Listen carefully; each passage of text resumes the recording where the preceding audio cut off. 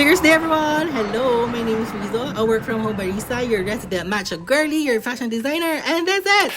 Kapembula! So, yeah! Hello! Namiss nyo ba ang inyong all-purpose queen? Namiss ko mag-voice over kahit masakit ang ngipin ko, gagawin natin pa din ito! Ayan, wala namang pagbabago. Nakakapagod pa din maglabas-labas ng mga bagay-bagay sa shop. So, kumusta naman napatapos na ang March? O, yung mga masasamang ugali dyan na sinisisi sa Mercury retrograde lang to, ang kasamaan ng ugali. Kumusta kayo? May konting oras na lang kayo para sisihin ng Mercury retrograde kasi ba't tapos na ang March? Last day ngayon. Ano? O, it's a sign. Pag masama pa ugali mo next month, ikaw na talaga yan, be. Pero TBH, nakakapagod nga ang March. Kaloka, ang dami nangyari. Habang wala pang customer, mag-stamp lang tayo ng mga cup sleeves. O, diba? Kabog na kabog. Oh my God! Cafe is now accepting all forms of payment. Pero may 3% charge. Diba? Very on-brand mag-release ng announcement.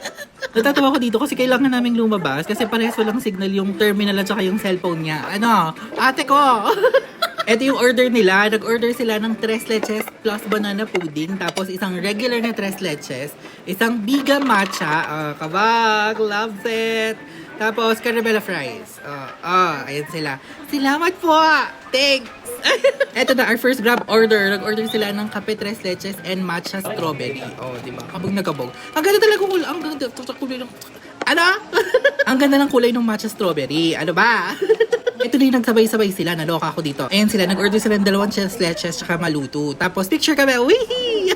Wait, may aesthetic na shots. Okay, go. Stop the crying. It'll be alright. Just take my hand. Hold it tight. I will protect you from all around. Sorry na, nilaro ko na naman kayo.